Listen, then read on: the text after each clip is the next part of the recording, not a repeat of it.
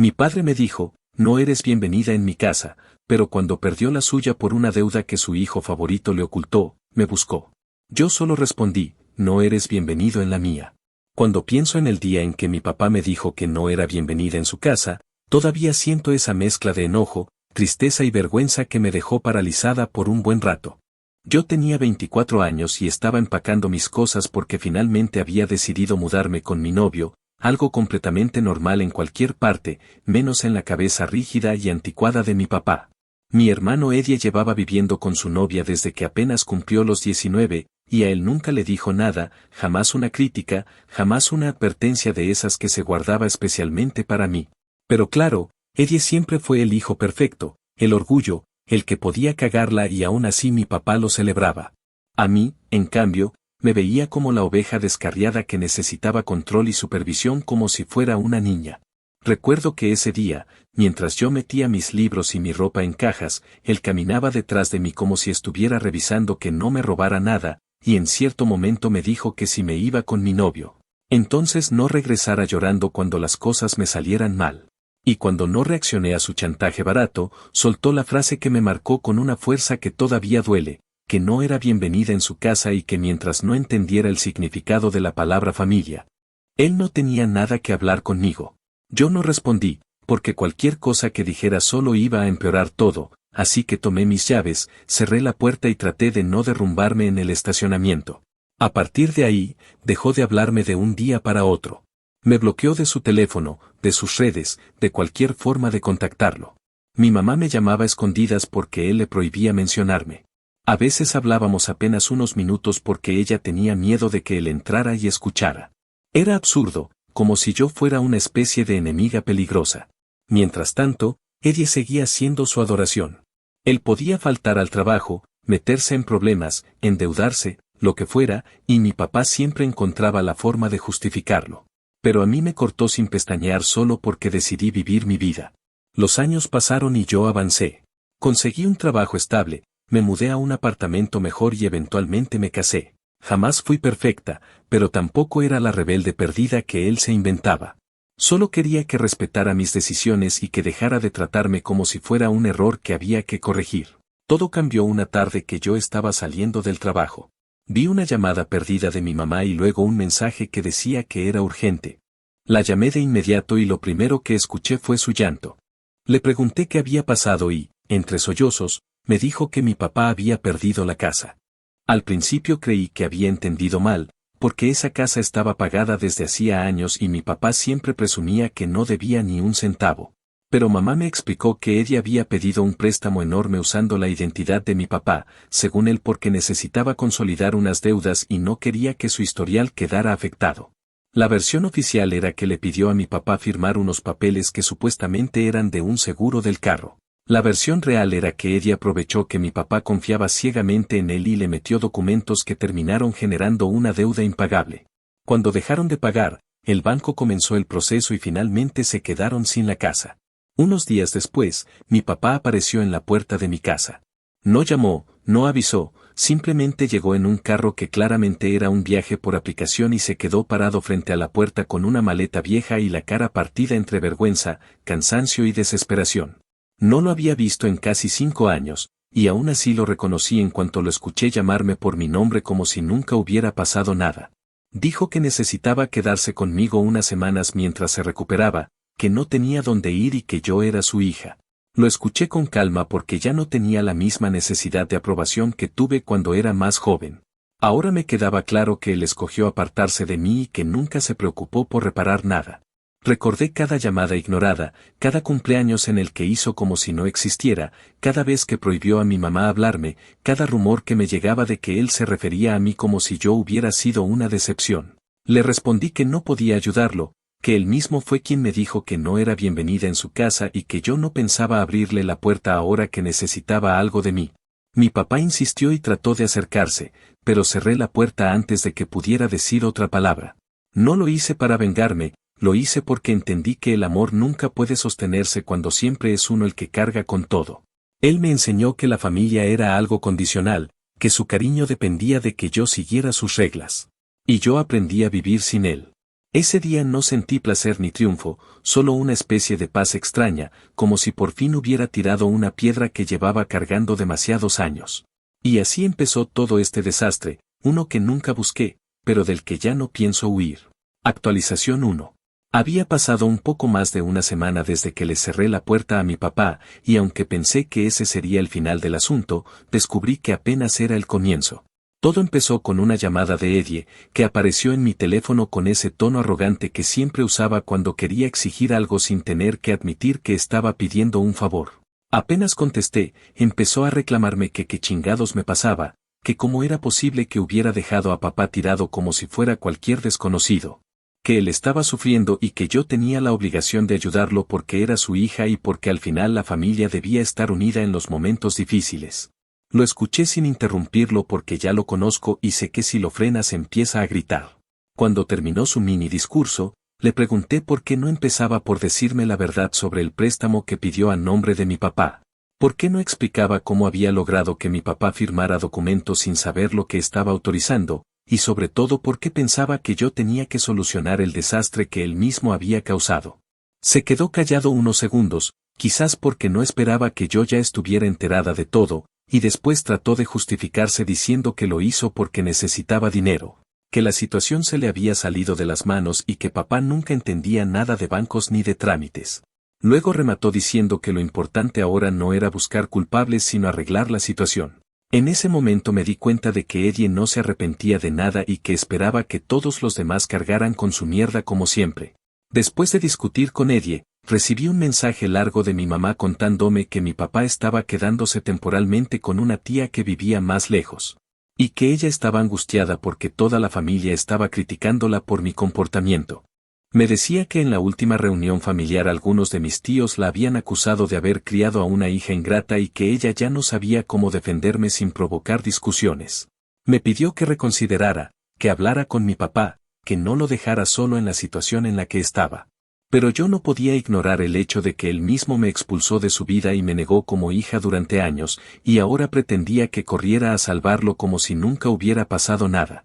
Le expliqué a mi mamá que yo entendía su preocupación, pero que no pensaba cargar con responsabilidades que no me correspondían, y que si la familia estaba buscando a quien culpar por todo lo ocurrido, podían empezar por Eddie, que había sido la raíz de todo este desastre.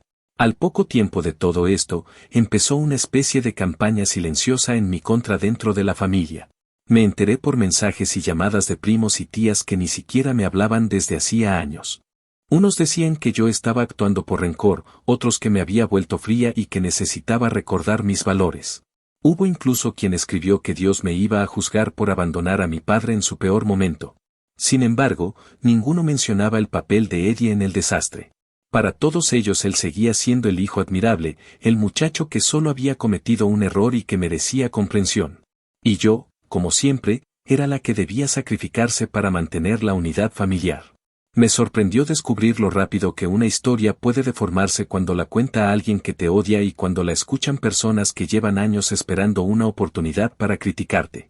En medio de toda esa tensión, me enteré de que Eddie había desaparecido por un tiempo. Según mamá, estaba quedándose en el apartamento de un amigo porque le daba vergüenza dar la cara después de haber ignorado las llamadas del banco y de haber dejado que mi papá asumiera toda la culpa. Yo no tenía ninguna intención de buscarlo, pero me llamaba la atención cómo él se esfumaba cada vez que había consecuencias, dejando que otros se pelearan y resolvieran lo que él había provocado. Parecía un patrón repetido de toda la vida, Eddie actuaba, los demás pagaban. Pasaron unos días en los que pensé que quizá el asunto se enfriaría, pero en lugar de eso la situación empeoró. Una tía llamó a mi mamá para decirle que ya no podía tener a mi papá viviendo ahí porque había descubierto que él le había tomado dinero de su cartera. No era una cantidad grande, pero el hecho de que alguien de su edad y con sus valores presumidos estuviera tan desesperado como para robarle a su propia hermana hablaba de lo profundo que había caído. Según mi mamá, él se justificó diciendo que solo necesitaba comer y que no quería pedirle más favores a nadie. Eso me hizo pensar que tal vez estaba fuera de sí, pero no por eso iba a abrirle mi puerta. La situación que él vivía era el resultado de años de decisiones tomadas desde el ego y la necesidad de controlar todo, incluido a mí, y ahora simplemente estaba enfrentando lo que había ignorado durante demasiado tiempo. En medio de esos días tensos llegó un intento ridículo de mi papá por obligarme a ayudarlo. Recibí una carta de un abogado de poca categoría, escrita con un lenguaje torpe, en la que decía que yo tenía la obligación moral y familiar de brindarle apoyo a mi padre porque él me había dado hogar durante mi infancia. Me quedé perpleja al leerla porque era absurdo pensar que alguien podía forzarme legalmente a recibirlo en mi casa. Aún así, decidí consultar con un abogado serio para asegurarme de que no hubiera ningún truco detrás. Cuando le mostré la carta, casi se rió en mi cara. Me explicó que no existía ninguna ley que me obligara a darle alojamiento a un familiar adulto y que aquel intento era tan débil que probablemente sería rechazado antes de ser revisado. Y así fue, en menos de una semana la demanda fue desechada. Eso me confirmó que mi papá estaba dispuesto a cualquier cosa antes de enfrentar que necesitaba hacerse responsable de su vida. Durante todo este proceso, Eddie seguía desaparecido. No contestaba llamadas, no respondía mensajes y según mamá, cuando finalmente apareció, lo único que hizo fue echarle la culpa a mi papá por haber firmado los papeles sin leer. Escuchar eso me dio asco, porque incluso en el peor momento, Eddie seguía convenciéndose de que él no era culpable de nada. Y aún así, gran parte de la familia continuaba viéndolo como la víctima de un error de juventud. Esa capacidad que siempre tuvo para deslizarse fuera de las consecuencias era impresionante y perturbadora. La última vez que mi mamá me llamó para hablar del tema, la escuché agotada, como si la situación la estuviera destruyendo. Me dijo que mi papá estaba completamente perdido, que no entendía cómo había llegado a ese punto y que ella se sentía atrapada porque todos esperaban que mantuviera la fachada de unidad familiar mientras su vida se desmoronaba. Me pidió otra vez que hablara con él, que tratara de arreglar al menos una parte del conflicto. Yo ya no sabía cómo explicarle que no podía sacrificar mi estabilidad emocional solo para salvar a alguien que me rechazó durante años y que nunca se preocupó por reparar nada conmigo.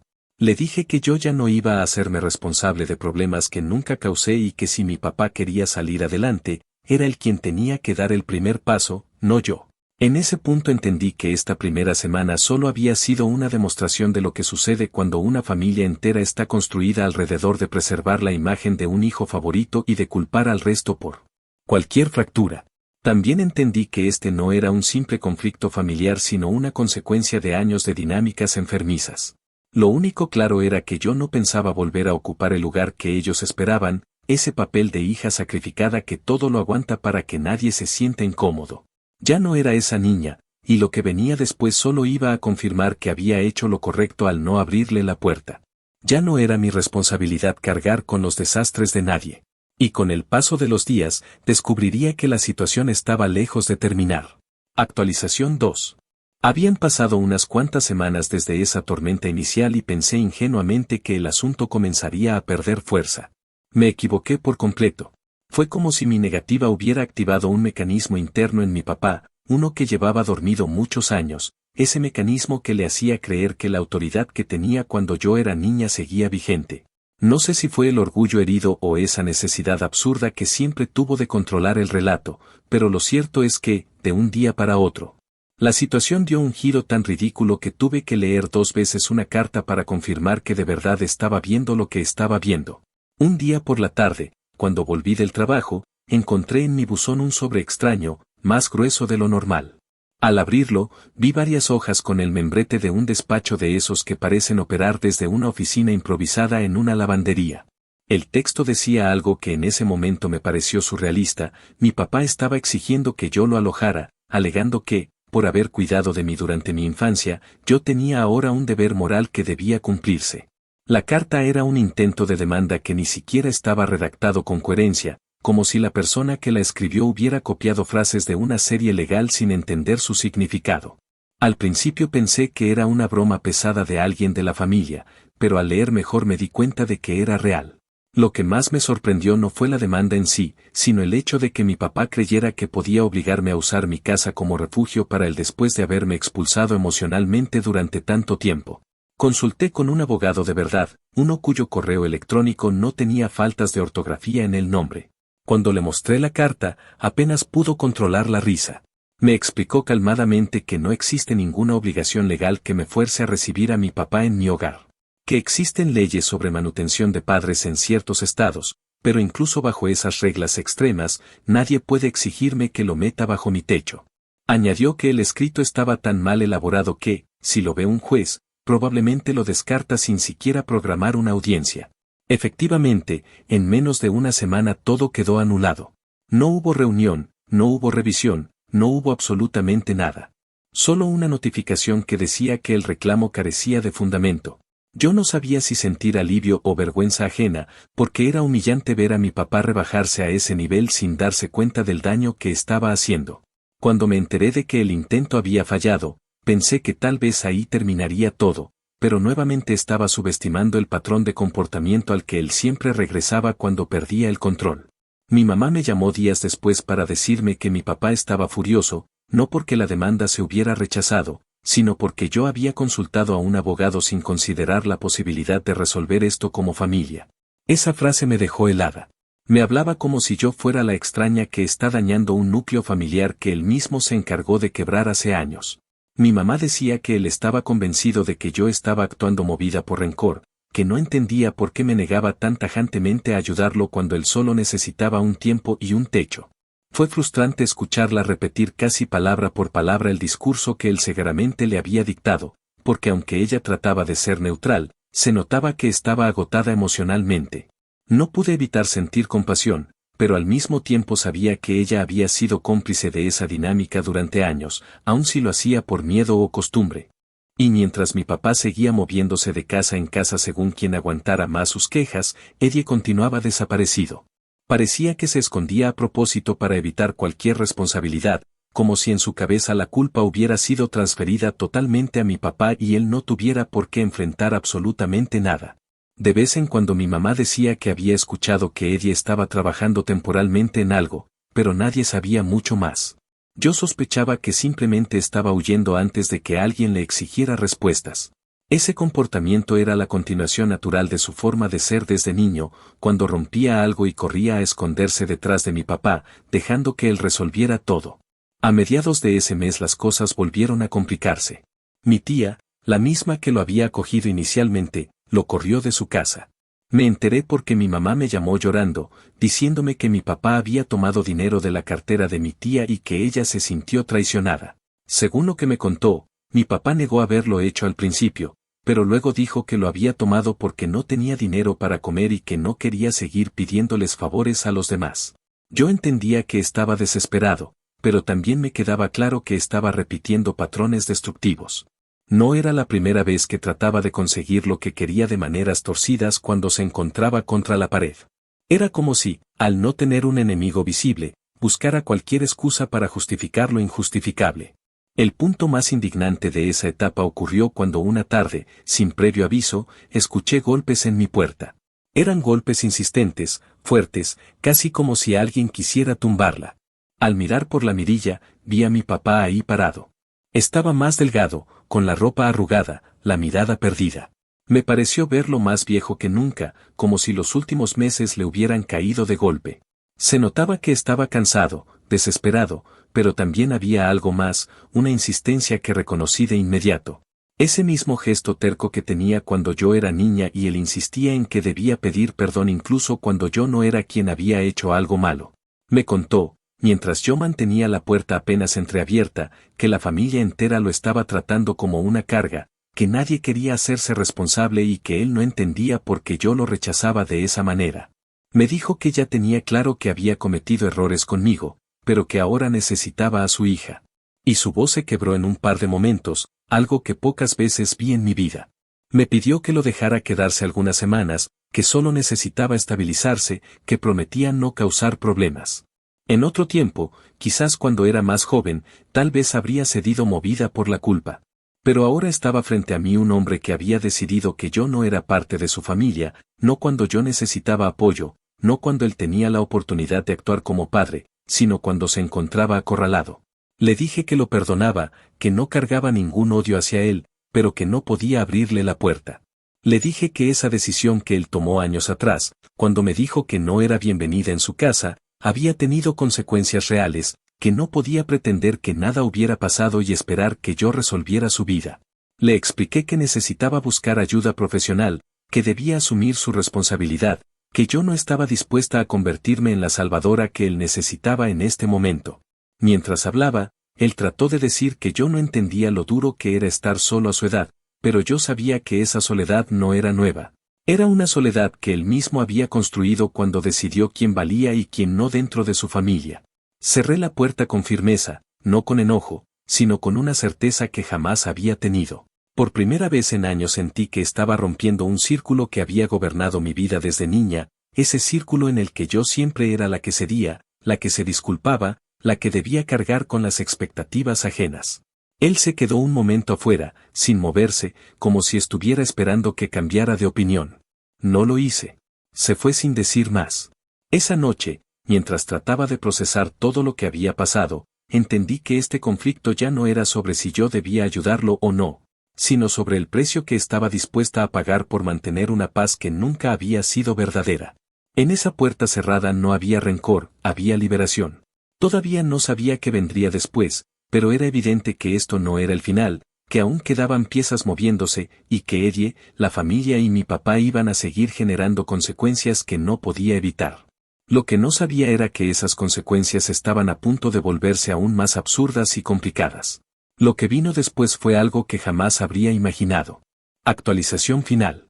Habían pasado alrededor de 6 meses desde toda aquella tormenta inicial y, aunque la intensidad del conflicto disminuyó con el tiempo, los efectos seguían apareciendo como oleadas tardías. A veces eran llamadas incómodas, otras veces noticias que llegaban por terceros, y en ocasiones eran silencios que decían más de lo que cualquier palabra podía expresar. No puedo negar que en algún punto pensé que la situación se había estabilizado, que cada uno estaba lidiando por su lado con las consecuencias de sus actos y que al fin toda esa carga que había arrastrado durante años se estaba desvaneciendo. Esa ilusión duró poco. Las secuelas de lo ocurrido no solo se extendieron en el tiempo, sino que terminaron afectando a todos de formas que jamás hubiera imaginado, especialmente a mi papá, que por primera vez en su vida se vio obligado a enfrentar la realidad sin poder esconderse detrás de su orgullo ni de su hijo favorito. Después de aquel día en que lo dejé frente a mi puerta y regresó a la casa de mi tía solo para ser expulsado posteriormente, mi papá terminó en un hotel barato de esos en los que se paga por semana. Me enteré por mi mamá, que seguía manteniendo un extraño equilibrio entre querer apoyarlo y al mismo tiempo no soportar la tensión que él generaba con sus exigencias y comentarios. Ella me contaba que él estaba trabajando en un almacén descargando mercancía, un trabajo completamente distinto a lo que había hecho toda su vida, y que al principio lo tomó como si fuera una injusticia, como si el mundo estuviera empeñado en castigarlo por algo que no merecía. Pero con el paso de los días se fue calmando, quizá porque ya no tenía a nadie que pudiera soportar sus explosiones de carácter. Según mi mamá, estaba tan cansado al final de cada jornada que apenas tenía energía para quejarse. Era extraño imaginarlo así, un hombre que siempre había creído estar por encima de los demás, de pronto obligado a aceptar trabajos que nunca habría considerado dignos para él.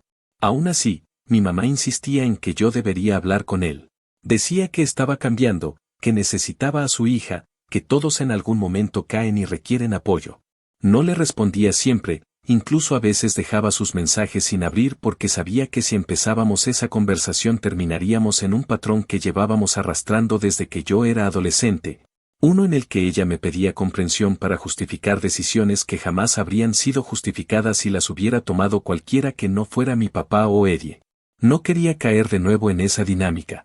Por eso estaba siendo más cuidadosa que nunca con mis límites. Lo que yo no sabía entonces era que Eddie estaba por agregar un giro inesperado a todo esto, uno que mostraría que él no iba a cambiar, sin importar cuántas consecuencias acumulase. Un día, casi por casualidad, escuché a través de uno de mis primos que Eddie había sido arrestado en otro estado. Al principio pensé que era un rumor exagerado, algo que alguien había oído y deformado, pero al poco tiempo mi mamá me confirmó la noticia con una voz tan cansada que apenas podía distinguir si estaba triste, frustrada o simplemente resignada. Eddie había estado usando la identidad de una persona para abrir cuentas y solicitar créditos, y alguien lo denunció. La policía lo encontró después de revisar un rastro de transacciones que parecían hechas por un niño jugando con la información financiera de un adulto. La ironía era tan obvia que ni siquiera valía la pena mencionarla. Mi mamá estaba angustiada porque no sabía cómo ayudarlo, mientras que mi papá, según me contaron, tuvo un colapso emocional al enterarse. Era como si el pedestal que él mismo había construido para Eddie se desmoronara frente a sus ojos. Creo que ese fue el golpe más duro para él, más que perder la casa o quedarse sin apoyo de la familia, porque tuvo que aceptar que Eddie no era la víctima perfecta que había defendido toda su vida, sino un adulto que repetía los mismos errores una y otra vez sin intención alguna de corregirse. Con el paso del tiempo, mi papá dejó de intentar involucrarme a la fuerza. Era evidente que comprendió, por fin, que yo no iba a ceder simplemente porque él lo necesitara. En vez de eso, empezó a enfocarse en sobrevivir, en encontrar cierta estabilidad. Mi mamá me contó que se había inscrito en un programa de terapia a través de la iglesia donde asistía una prima y que, aunque al principio se mostró reacio, comenzó a asistir regularmente. Eso me sorprendió porque jamás lo imaginé sentado frente a alguien admitiendo errores o debilidades. Siempre creyó que admitir una falla era entregarle el poder a otra persona. Sin embargo, parecía que la realidad había sido tan abrumadora que ya no tenía espacio para más máscaras. Pasaron algunos meses antes de que finalmente recibiera un mensaje suyo. No fue una llamada, ni un reclamo, ni un intento de manipulación, sino un mensaje sencillo, largo, escrito con un tono completamente distinto al que había usado durante toda mi vida. Me dijo que entendía por qué no lo había dejado entrar, que sabía que había sido un mal padre conmigo y que lo que había pasado no era responsabilidad mía. Admitió que había tomado decisiones desde su orgullo, que había favorecido a Eddie incluso cuando sabía que estaba arruinándose. Describió que había pasado noches completas pensando en cómo había permitido que la familia se fracturara de esa manera y que, si yo estaba dispuesta, quería intentar reconstruir algo, aunque fuera pequeño. No pedía que lo cuidara ni que lo ayudara económicamente, solo decía que quería ser parte de mi vida si yo se lo permitía. Era extraño leer todo eso escrito por él, porque con cada frase me daba cuenta de que estaba enfrentando cosas que llevaba negando décadas enteras. Recuerdo que me quedé observando ese mensaje durante un largo rato sin saber exactamente cómo responder. Por mucho tiempo había esperado una disculpa, pero la vida me había enseñado que siempre que deseaba algo de él me llevaba a una decepción, así que cuando finalmente ocurrió no supe qué sentir. No lo respondí de inmediato. Necesitaba procesar el hecho de que mi padre, ese hombre duro y obstinado que jamás admitía una falta, estuviera diciendo que había fallado. Era una especie de cierre, aunque no sabía si era uno que yo quería aceptar por completo. En los días siguientes hablé con mi mamá con más calma que antes. Ella me confesó que también estaba pasando por un proceso difícil porque finalmente estaba reconociendo que había permitido que mi papá manipulara la dinámica familiar durante muchos años. Me dijo que se sentía culpable porque sabía que pudo haber intervenido antes, pero que siempre había tenido miedo de convertirse en su enemiga. También me confesó que, en parte, me envidiaba porque yo había tenido el valor de poner límites que ella jamás se atrevió a poner. Esa conversación fue una de las más honestas que he tenido con ella. Por primera vez no sentí que estaba justificando sus decisiones, tampoco estaba intentando proteger a mi papá. Simplemente estaba hablando como alguien que también había sido dañada por las decisiones de un hombre incapaz de ver más allá de sí mismo. Desde entonces, no he retomado una relación plena con mi papá, pero tampoco la he cerrado por completo. Mantenemos una distancia que nos permite respirar. Él sigue viviendo en ese hotel y continúa trabajando en el almacén, aunque según lo que se está buscando rentar un pequeño estudio para tener algo más estable. Eddie sigue involucrado en su proceso legal y, al menos por ahora, parece que está atrapado en una tormenta de su propia creación. No siento tristeza por él, solo un cansancio profundo hacia el desastre interminable que ha generado desde que era joven. Mi mamá intenta ayudarlo en lo que puede, aunque incluso ella ha comenzado a reconocer que hay cosas que solo él puede arreglar. Lo que he aprendido durante todos estos meses es que a veces la venganza no tiene la forma de un acto violento o de un estallido emocional. A veces la venganza simplemente es no rescatar a quienes se acostumbraron a usarte como un salvavidas cada vez que hundían su propio barco. A veces es cerrar la puerta cuando alguien que te expulsó años atrás aparece pidiendo la misma compasión que nunca te dio. Y, sobre todo, a veces la venganza es darte la libertad de seguir adelante sin cargar con culpas que no te pertenecen. Quizá algún día pueda construir algo nuevo con mi papá, pero si eso ocurre, será desde un lugar distinto, uno donde yo ya no acepte el papel de hija sacrificada que él quiso asignarme. Por ahora, lo único claro es que estoy en paz con mis decisiones y que finalmente dejé de vivir tratando de arreglar los daños de otros. Con eso, por primera vez en mucho tiempo, siento que la historia se está cerrando sin que yo tenga que perderme en el proceso.